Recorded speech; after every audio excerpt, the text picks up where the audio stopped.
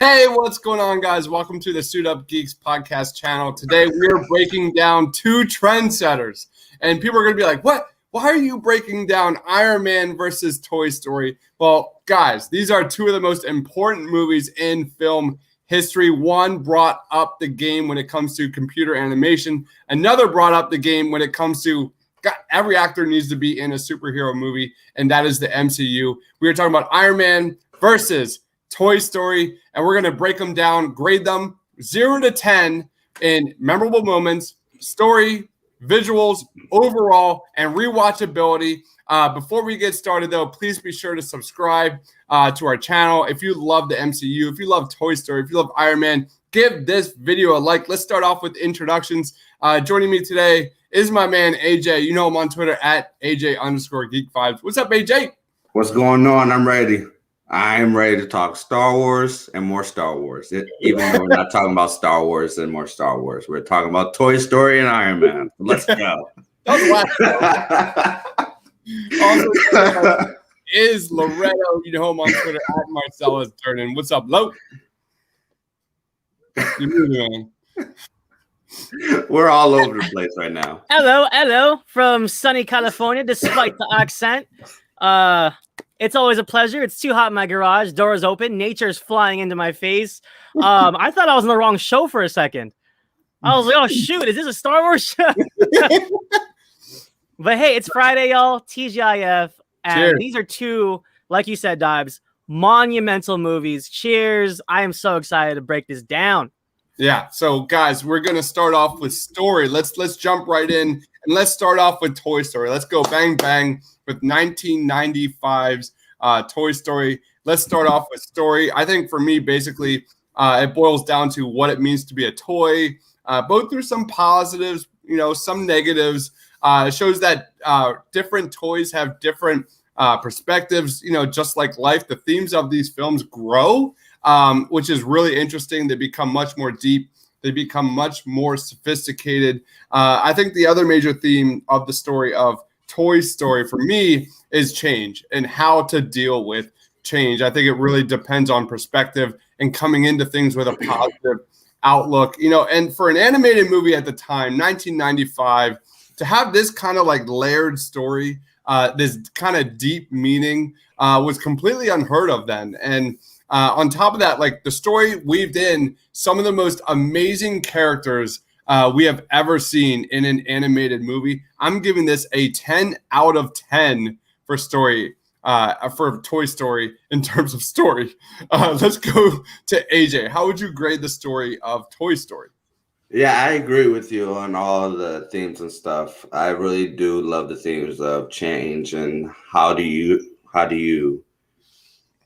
go through change, and how does it affect your daily life and your personality. And I also love that these different toys have their own different personalities within this within the story of Toy Story. And just to see Woody develop as a character, and you see Buzz develop as a character, is just an amazing thing to see story-wise. And you also have so many other characters within the Toy Story movie. And it's also a little bit simple, just underneath everything else. And I'll give it like a 9 out of 10, just because it can be a little bit simplistic. But to be fair, it came out in 95. So just to see something work so well, it really can't be hard to grade this. It's definitely a 9 out of 10 for me. 9 out of 10 for AJ. We have Kevin joining. Says hi. Kevin, if you're watching, give a comment and a grade for all of these. I want to know what you think for each of these different categories for both films. But right now we're on the Toy Story train. So that being said, Loretto, how would you grade the story of Toy Story? Honestly, I agree, man. It's a 10. It was revolutionary in 1995. It still holds up today. It's very rewatchable, which we'll touch on later. And just the idea, I mean, it's a little simple, but that idea of your toys coming to life, I think for any child from like a certain age, that would be a joyous moment, a wonderful moment to think that, oh my God, if I leave the room, my toys have minds of their own and living out their own lives. It's a very interesting concept that the film tackled really well. I liked how the dynamic of there's classes in the room. Like Potato Head was like, Woody, you've been Annie's favorite since preschool, you know, like, and there's obviously some jealousy there. And then Buzz doesn't even know he's a freaking toy. He goes into a depression when he finds out because he feels worthless. He thought he was a real action hero. So it's very interesting to see the feelings these toys have. When we grow up thinking they have no emotions, and then the Pixar gives them emotions. I think it makes for a very interesting story. It stands to the test of time. It's 2021. We're still raving about it. We're 3 more sequels after, and these characters are so lovable. And it would have been nothing without, arguably Pixar would be nothing if it wasn't for the success of this film. And I think the story has a big part of it. It's a 10 for me. It's just toys, a boy's bedroom comes to life. That's just an amazing premise, well executed. Yeah, especially kids our age, when you're not glued to a screen, you're not glued to a tablet all day long. We grew up playing with toys all day long. There was a clear relatability with all these characters. Every single one of them. It was a ton of fun. Let's lead off with Loretto. How would you grade the visuals of Toy Story? So admittedly, the CG hasn't aged that well, but at the time, it was mind-blowing. It was nothing like we've ever seen, especially if you put Toy Story 95 against some of the other animated classics of the time, like Lion King, Aladdin, Beauty and the Beast, which look beautiful. They're gorgeous, but there was just something different to have these 3-dimensional animation come to life and look pretty realistic, minus Andy and Mom's face. That was a little rough back then. They didn't quite have the human element down, but the details of the room, of Buzz's clothing, the reflection on Buzz's helmet, there was some things that laid the groundwork for what CG could do, and it was incredible for its time and for what it means to the history of computer animation. I got to give it at least a 9.5. Even though it hasn't quite aged well, it just broke so much ground in terms of what computers could do. So respect that you're not, breaking out the 9.32 and all that stuff early on here. It is early. It's early. Coming. It's coming. I'm going to throw you for a loop. All right, AJ, how would you grade the visuals of Toy Story? Back in the day, back in the day, that the visuals was perfect for me. I agree with Lo. It did not age well. There's a lot more animation that's so much better than Toy Story. I just think that, like basically what Lo was saying, that it laid the groundwork for more animation to be better within Pixar, within Disney. And it definitely worked. I would give it a 9 out of 10, but I actually have to deduct some points because it didn't age well. So I'll say a 7 out of 10 right now because 7. I'm going. Yeah, so it's going to be a 7 out of 10 for me. The reason why is I'm grading it for today's point of view instead of back in the day, even though I do believe that the animation, the 3D animation, everything was, it broke the mold for animation in general. Yep. For Disney, doesn't matter where. I do believe that, but I'm giving it a 7 out of 10. How about this comment by Vic3? Thanks for joining, Vic3. Says Iron Man is a better movie. Toy Story gets a little too serious for kids and boring for parents like myself who had to watch them. I respectfully disagree with that. Like the fact that you're watching these toys that you played, like we all played with, going through this like existential crisis, is thought-provoking in itself, and I thought that is just a fun concept to begin with. So I had, I watched this kid when I was, oh my gosh, I was 13 at the time. So I was right in that pipeline where I kind of was in the middle. So I got both jokes a little bit. But any thoughts on this comment, guys? Yeah, I disagree. No disrespect. I respect your opinion, Vic, but I completely disagree. Even as a parent, I find the jokes to be funny. The story's very engaging. It's very fast paced. It doesn't take long to get to where we're going, and everything is interesting to me. The arcade, seeing the army guys come to life, because like you said, Dibes, I had a vivid imagination. I played with toys all the time. I had a bucket of army men just like that, Yep. and that spoke Yep. to me. Their mission with the walkie-talkie, and like that's great, like that's brilliant. And then like Sid, the crazy kid who destroyed toys. I knew a kid that was psycho, and everyone was scared of him. And it's very relatable in my opinion. I completely disagree. Yeah. I can't agree or disagree because I can't speak on the parent aspect of it because I don't have any kids, so I can't talk on that. But I do believe that the story of Toy Story is just amazing in general. It may be simple, as I said before, but you have to remember that it came out in 1995, and the best way to make a movie was to go down the formula of making just a great story. Doesn't matter if it's simple, doesn't matter if it's a little cryptic and stuff like that. I do believe that Toy Story, even though it's simple, it delivered on all fronts story wise. So I had to disagree on that, but I'm not going to talk about Iron Man yet, since that's going to be later. Yeah. We're sticking to Toy Story. Thanks for the comment, Victory. Stick around. We're going to be talking and breaking it down. For me personally, the visuals, first Disney Pixar collaboration, monumental. First feature-length animated film that was completely computer animated, generated, monumental. It was the first to like store character sets and more on computers, which means that animators didn't have to redraw every little thing on every single frame. And it started an entire trend.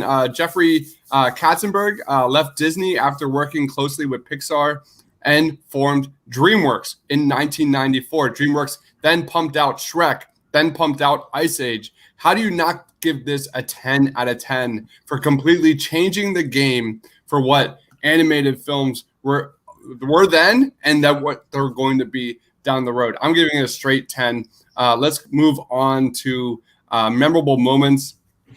There's so many. There's so many with Toy Story. But my favorite, personally, and to this day makes me just laugh out loud, is when the toys fought back against Sid.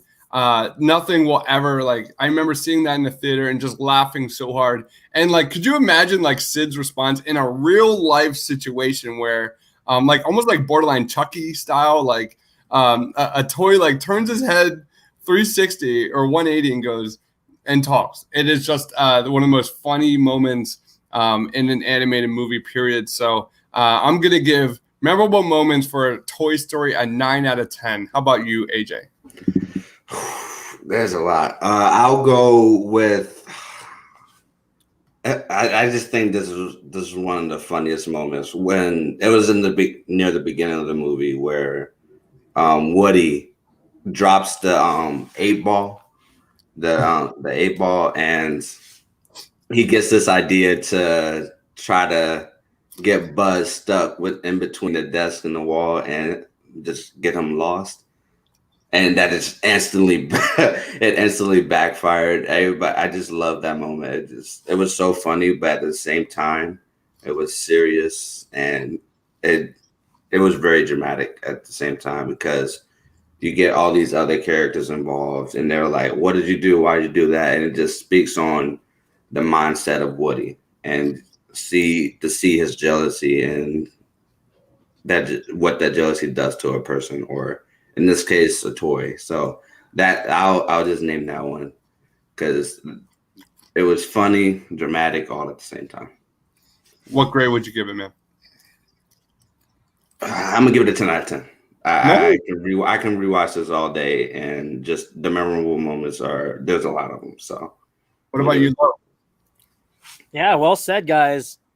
10 out of 10 for me, man. I could go on and on about everything. It's just the film is so delightful. Even like the littlest moments. Like, for example, shouts out to the the green aliens in the claw machine. The claw, you saved our lives. We're eternally grateful. You know, and then like I love like the meeting they had. Like, all right, guys, thank you to Mr. Spell for holding the plastic corrosion meeting. Like, it's just like silly like adult humor that, you know, kids are like, what the hell is he talking about? But that's funny. Like they're made out of plastic, and Mr. Spell gave him a demonstration about it. And the Etch Sketch when he does the quick draw, and you know, Woody's a cowboy, draw, and then Etch a Sketch draw the gun. Like, that is fantastic. Rex trying to roar. Like, there's so many moments in this movie, but I think my favorite moment, to be honest, is it has to be the finale. When they finally light that rocket, and then, you know, like Woody's like, oh, we're gonna explode, and he's like, not today. Boom, wings up, and they fall with style. Man, that's just such a my heart soared with Buzz and Woody as they're floating through the sky. And realism here and there if they can land perfectly in the car the way they did, but it's a kids movie, guys. You got to enjoy it. It's also about toys. You can't find a toy that can talk. Forget about it. Right. And realistically, that firework probably would have exploded way ahead of when it did. They were flying for quite a while before it exploded, which probably wasn't realistic. Look at this. I love this conversation. We have the Texas Chainsaw Massacre origin story for Andy going down. You know, to speak on that, and especially because that was your moment too, Dives. In real life, Sid would probably be in a mental hospital. Like, he had PTSD. There was no recovering from your toys like threatening you that way. Like, that kid's probably scarred for life, man. But memorable moments, 10 for me. I could just go on and on about all these moments that made me laugh and happy, you know. So, all right. So, and then also, hold on, I'm getting lots of feedback here. Check. No. Yeah. Check. There we go. AJ, I think it's you, bro. So real quick. Also, Buzz landing in Andy's world when all the toys are realizing that Buzz is going on, and they're just so jealous. It was just such an iconic scene for animation. So just quick nod to that one. So we're really high on this film so far. One last one. Go for it. And Mrs. Nesbit. One more. The present scene where you get Mr. Potato Head just begging for a Mrs. Potato Head. He's like, what? It's so great. It's such a great film. The scene when they're under the truck and it's Woody trying to convince Buzz that he's a toy, and they're fighting. Like, they're just, again, just so many unforgettable moments in this film, led by two amazing actors, Tom Hanks and who's the other one? Tim Allen, man, just terrific. Let's go into rewatchability. Loretto, where are you at with rewatchability for Toy Story? I hate to be that guy. You know, I feel like I'm on the AJ train watching like The Mandalorian or something, but 10 out of 10, 11 out of 10. I can rewatch this movie any day, any week. It doesn't matter if it's Christmas, summer. It's just a delightful film. And it's like, I know the lines, I know what's going to happen, but I can't help but watch it again because it's so well executed. Like all the memorable moments I was going on and on about. That's one of the reasons why I can watch it over and over. It's so fun. And like the execution of the Army Men's mission, like, it's just such a delight to watch. Like the hut, and they get the jump rope down, and then they got they got the walkie-talkie, and then he saves the other soldier. I can't leave you behind, soldier.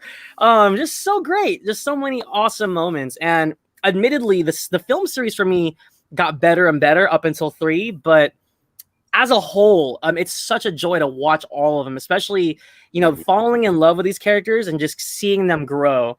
The entire franchise is fantastic. Yeah, 4 not as much as 3, but overall very strong franchise. So 10 out of 10. AJ? 10 out of 10.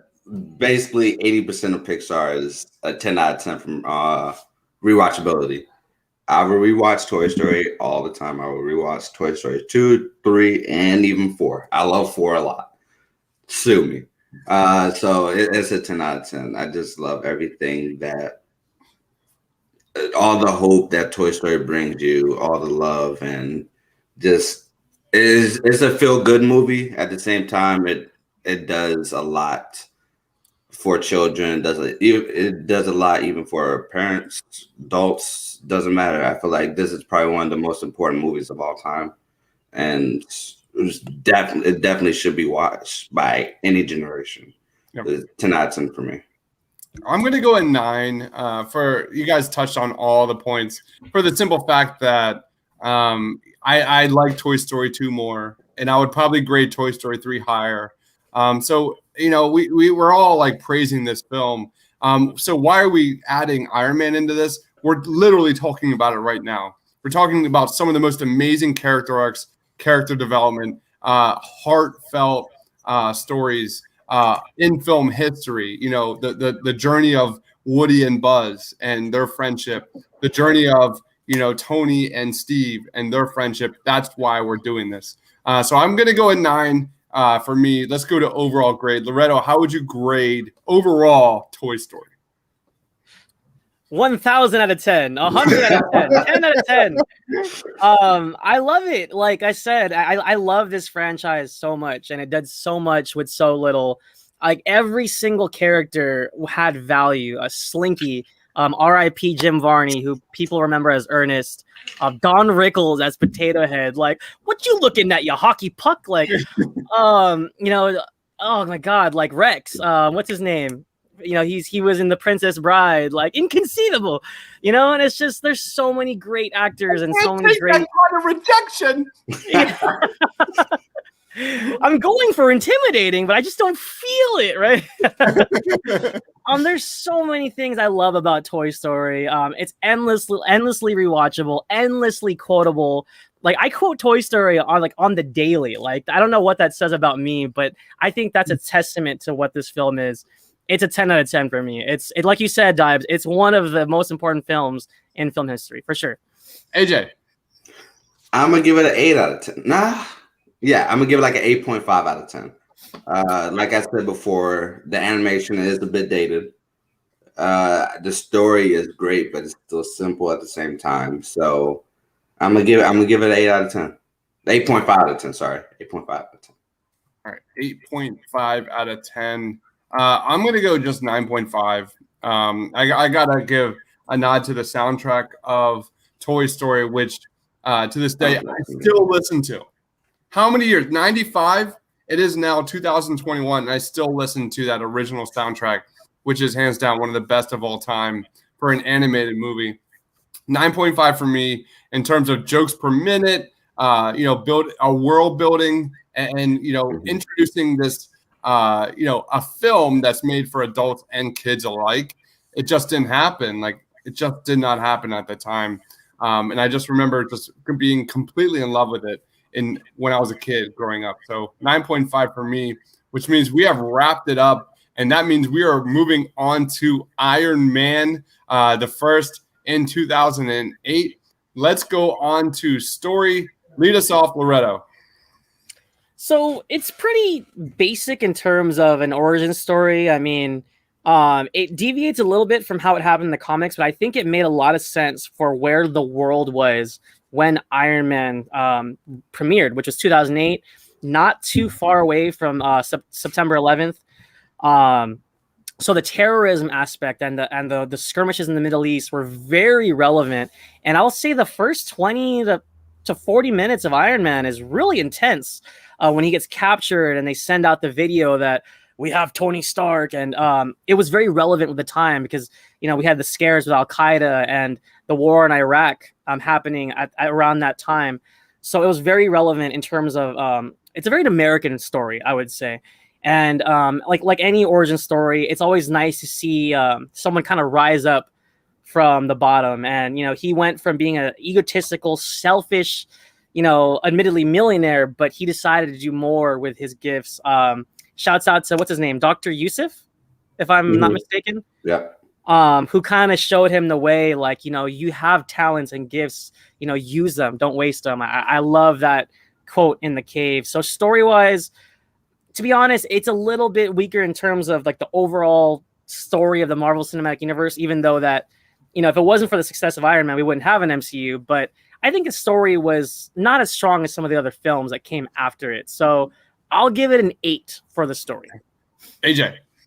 I'm gonna give it a 9 out of 10 for story. I really love what Lo was talking about of relevancy for its time. I also love this is big. It broke the mold basically of having like a secret identity and stuff like that, which I thought was a really cool idea, a refreshing idea. At the time, it was like around 2000. It was 2008, right? Yeah. Yes. 2008. Yeah. So I really love that this was the start of the MCU. Kevin Feige, just everything about this, I really loved, and the fact that they use this story arc to help further on the MCU with other superhero origin stories, and give them like a base by base character arc, and it works tenfold throughout the MCU, even till to this day. So I just rewatched it this morning, and I feel like it's still rewatchable. I still feel like that everything that's happening within the Iron Man. I agree with Victory. Iron Man kicked off the entire MCU, which was the perfect kickoff for the MCU. So it's a 9 out of 10 for me. Yeah, I agree with Vic 3, and I agree with you, AJ. Like that definitely has input on how I grade this. Big time. Absolutely big time. Like legacy is the kind of like that overarching theme of the Marvel Cinematic Universe as we've seen these first 3 phases. And it's pretty crazy to see how it all started in 2008 with Iron Man. In Iron Man, you see like Tony suddenly be afraid of what he will become to the world once, all of his weapons are shown on social media and everywhere. But for me, like what's the most important or most interesting about Tony Stark, Iron Man, is that Tony's like biggest threat comes from the inside in this story. You ever see those like trailers? Like the trailer literally showed like the entire film of Iron Man. Anyway, that's like an aside. But anyway, what I find most interesting is that, Tony has like the best armor, the most unlimited resources you could ever imagine. And it turns out he's most vulnerable from inside, which is his father's closest friend. So I thought that was really cool. I thought it was really neat how, they basically set up Tony Stark as someone who's ready to put others in front of himself. And for the fact that alone that this film was able to connect all the other films across more than a decade, in Avengers Endgame, I give this a 9 out of 10. The fact that they're able to connect it all back and rein it in, that is an impressive feat. That is just incredible storyboarding, incredible just vision for Tony's character. Just an amazing feat. So I'm going to give this a 9 out of 10, which means we're going to head to visuals. Let's go to AJ. AJ, well, how would you grade the visuals for Iron Man? 10 out of 10. And visuals still holds up till this day. And it came out in 2008. I even believe that the visuals are even better than most movies today. So it's a definite 10 out of 10. The way you get Iron Man, this just a beautiful suit altogether. It's just everything surrounding, even the background elements.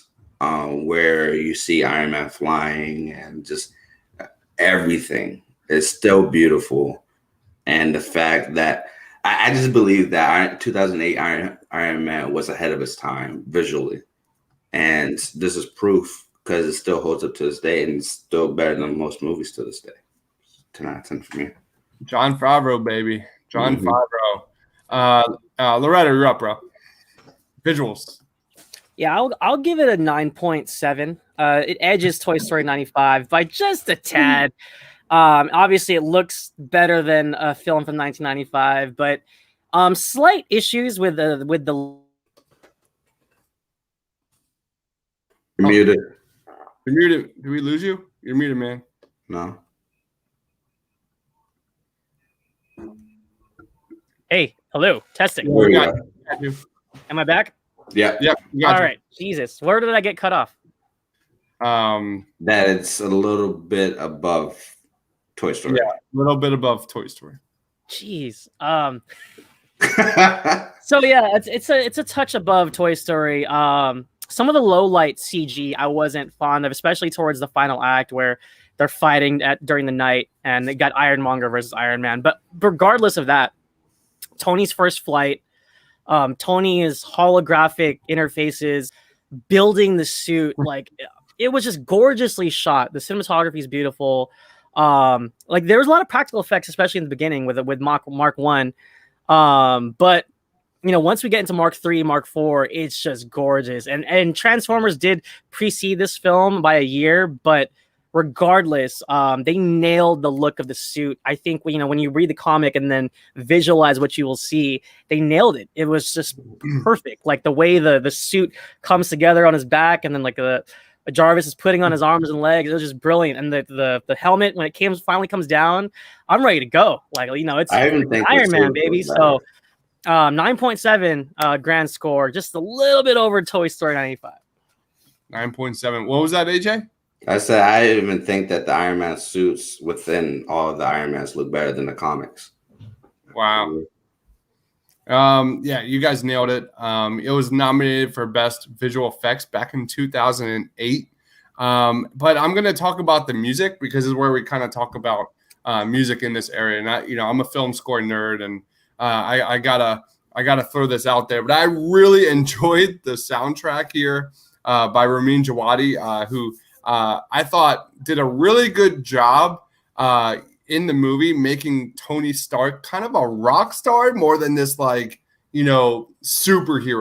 I thought the soundtrack really emphasized that. You had tracks from AC/DC, I Am Iron Man there at the end. I really enjoyed that kind of it set the tone, if you know what I mean. So for me, I'm giving this a 9 out of 10. And let's roll on to memorable moments.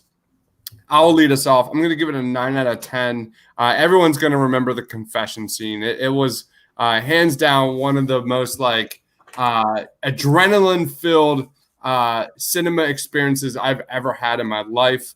It was, it's really important to talk about Iron Man relative to when it came out, because it was a lot of slop. It was a lot of slop when it comes to the superhero genre. The confession scene leading up to, Nick Fury there saying, "I'm here for the Avengers Initiative." There was so much hype. The fact that we're like, oh my gosh, we're actually getting a superhero franchise moving forward that's going to be done right. And we could talk about the first scene and when he's escaping captivity. I'm going to leave that one up to you guys. I'm going to give it a 9 out of 10. AJ, what was your great and memorable moments for Iron Man? I'll give it a 9 out of 10 as well. I think there's a lot more memorable moments in other movies than Iron Man. You already touched on the confession of the I am Iron Man scene. It was beautifully done. You already touched on it a little bit with Tony Stark escaping captivity. But the one I do want to touch on is not the party scene with Pepper and Tony, where they were just about to kiss, but they were afraid not to kiss at the same time. I just felt like that their dynamic in that scene was well done, and it really does talk a lot about how Pepper sees Tony and Tony sees Pepper and stuff like that. So I really loved that moment. It was beautiful, funny. It had everything, every element, and within just that one scene. What about you, Lo? Oh, this is a tough one. Because there's a lot of moments I love, but like AJ was saying, I think some of my more favorite moments in the MCU is in other pictures. With that being said, though, I'll give this a 9. There's strong enough moments that stand the test of time within the MCU, like the I am Iron Man moment. I will say my favorite is his first flight when he first builds the suit and takes off. But I want to shout out the scene where Obadiah uses that audio device in his ear. That was the tension and the suspense in that was really, really well done. And when he finally takes the arc reactor out of Tony's chest, like, you know, for a superhero film, we know Tony's not going to die, but the way the scene was presented was really intense, and he's crawling for his life, trying to get that backup arc reactor that he had encased. It was just like, you know, like I can't imagine what I would feel without if my heart wasn't in my body. So it's just like that was just such an intense scene that I appreciate. And also shouts out to Jeff Bridges, who I thought, you know, this film wouldn't have been as good if they didn't have as good of a villain as they had with Jeff Bridges as Obadiah Stane. It's a testament to Marvel choosing Academy Award winning caliber actors like Gwyneth Paltrow and Jeff Bridges, and it goes to today. Like when you look at Eternals and you know, obviously Avengers, Infinity War, and stuff like that. So the talent that they brought into this first MCU picture paved the way for how good and how much better we could be for a superhero film. So well said, well said. Vic says, sidebar: imagine if Tom Cruise played Iron Man. Was that a thing? Because I that went over my head. I didn't even know that was a thing. But I could never even imagine, because Robert Downey Jr. was pitch perfect. That's the thing, though. You can't really imagine someone else playing another role, because that actor that's playing the role right now is doing such an amazing job. You can't see anybody else play it. But if Tom Cruise was originally tapped, maybe we would have loved it, but maybe we wouldn't have Iron Man as much as what we would have with Robert Downey Jr. because Tom Cruise is known to have other movies, and it'll be hard for him to keep on playing Iron Man, especially since he loves to do other movies and stuff like that. So I'm glad that we have Robert Downey Jr. because he did a perfect job as Iron Man, and I can't see anybody else playing. Yeah, I go back. Like I don't remember anybody being upset about, you know, Robert Downey Jr. being Iron Man. I do remember people being upset about Chris Evans being Captain America. But this comment says the scene where Tony has to have his arc reactor replaced and tells Pepper that she was the only one he had. So yeah, there's I love the one you picked, AJ, where we talk about amazing character development. It really truly started with Pepper and Tony and that amazing dynamic that made us fall in love with these two moving forward. So let's roll on. Let's roll on to rewatchability. Loretto, what is your rewatchability score for Iron Man? Real quick, I thought Tom Cruise would have been fantastic. And yes, when they were developing the picture, that was who they had in mind. But I think his asking price was too high because Marvel wasn't a big studio back then. But Robert Downey Jr. was perfect, as we all know. In terms of rewatchability, in terms of the grander MCU, I don't revisit this film as much, if I'm being honest. But it's definitely rewatchable. It has a lot of great moments, like I said earlier. But I'll give the rewatchability like an 8. You know, it's a great film. Lots of great moments. Even though Terrence Howard is not exactly the same as Don Cheadle, he did have some good moments with Tony. Mm-hmm. I loved when he saw that extra suit and he was like, "Next time, baby." It was great, and you know, I prefer Don Cheadle, but Terrence Howard was fine. Like I said, the cave stuff was brilliant, really well done. But at the same time, I haven't rewatched Iron Man as much as I may have rewatched Iron Man 3, which admittedly I love as much as like I've rewatched Guardians of the Galaxy. It's just it's good, but it's just not quite on that upper tier. So I'll give it like an 8. What about you, AJ? I'm gonna give it a 7 out of 10. It's not for me. It's not solely based on how good the story is. I just feel like there are other Marvel movies that are more exciting, but also add that good story element to it. Iron Man is number 8 on my list of favorites MCU movies. Iron Man 3, overrated. Don't like it. Hated it. I saw that on your tweet. Oh, Iron Man 3, Iron Man 2. No, we can't agree on everything.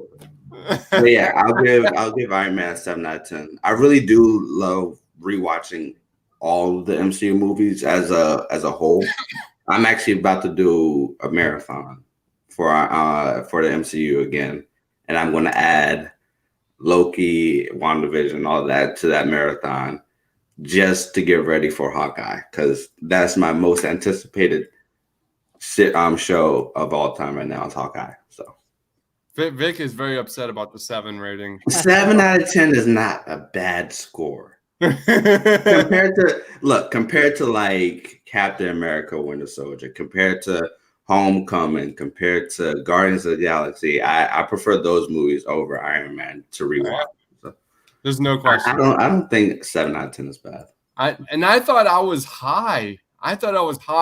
Coming into this. For me, it's an 8. Iron Man, you can watch the best moments on YouTube and be done with it. And that's the God honest truth. And I thought 8 was generous. And I'm giving respect to Vic says a 9 out of 10 for rewatchability. For me, it's an 8. It doesn't have the best villain. It doesn't have the best plot. It has some great character, development between Pepper and Tony. But when truly phase 3 happened, it just changed the game. And for me, and this is going to lead into overall grade, Iron Man lost his kind of luster a little bit.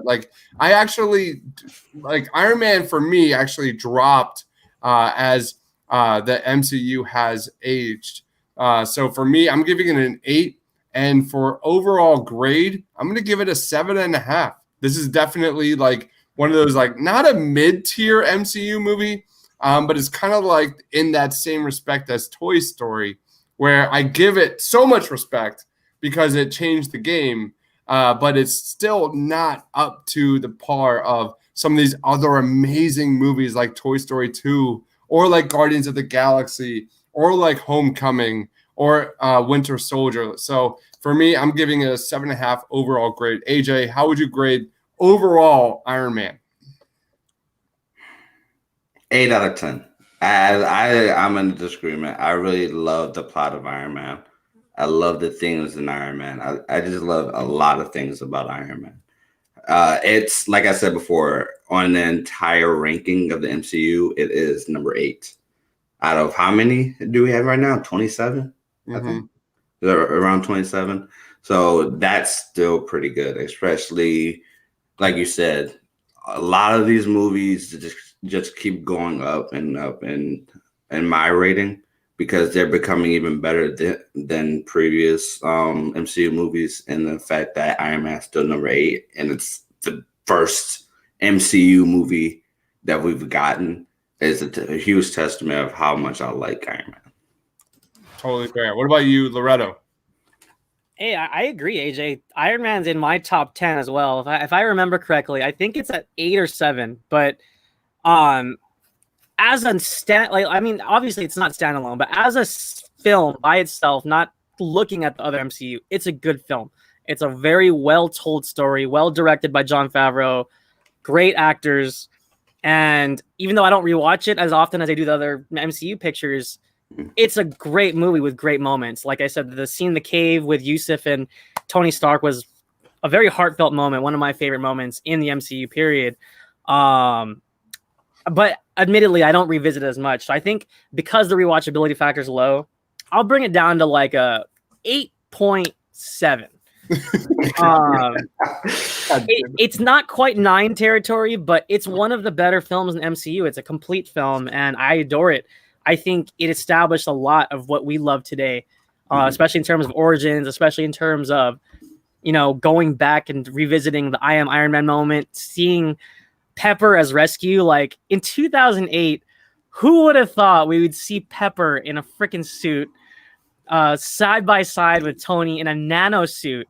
Like, it's just like those moments don't mean as much if not for this film. And, stuff like that. It's like, I have to show respects, like you said, Dibes, to the film, but also I do enjoy it as it is. So, yeah, that's where I'm at with it. All right. So those are our grades. Give me like 2 seconds as I do my calculations. Loretto, where can we find you? What do you got going on, man? You can follow me on Twitter at Marcellus Durden. Please stay tuned, folks, on this channel tomorrow night 8 p.m. Eastern, 5 p.m. Pacific. We are doing the greatest female movie characters draft. Dibes is hosting. Me and AJ are participating. It's going to be a blast. We got awesome female creators joining us.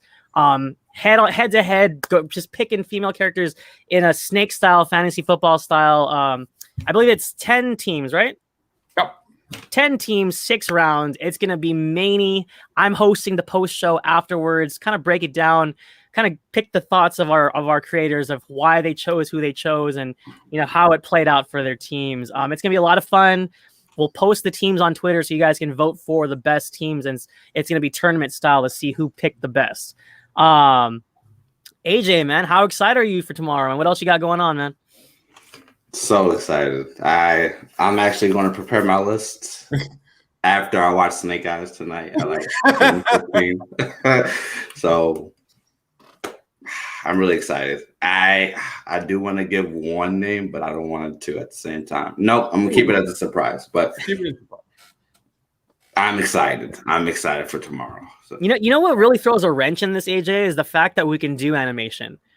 I think it just opens up the freaking field because there's enough live action females that are amazing, but when you do it to animation as well, it just opens up like floodgates of like where you can go and who you could pick. So 100%. It's gonna be crazy. It's gonna be crazy. It is, man. I just feel like everybody in the ranking right now is going to do live action. So You think so? Yeah, I feel like this is going to be mostly live action. So you better watch out. Huh? Plot twist, man. Animation like speaks to me. That's fair. Okay, that's fair. So look, we'll as see, long man. as you don't pick Motoko from Ghost in the Shell, I'll be happy. All yours. All right, so that will be going down tomorrow night, July 24th, 8 p.m. East Coast time, live here at the Suit Up Geeks podcast channel right here. And, react with us live. We're going to also be doing a post-game show, like Loretto said, talking trash, having drinks, just joking around, enjoying and celebrating women in film. It's going to be so much fun. But let's get to the scores here. These are the results. Toy Story got the W, not that surprised. 94.3% for Toy Story overall. And Iron Man got an 86% for, right there, Iron Man. Loretto being way higher on Toy Story and Iron Man than AJ and I, which is interesting. So I was clearly, I'm surprised that I was higher on Iron Man than AJ a little bit. But any final thoughts on the scores here? Let's lead off with AJ. I do agree that Toy Story is a higher ranking. Even on Rotten Tomatoes, it has 100% on Rotten Tomatoes, which is still amazing to see. This is just a lot to take in right now.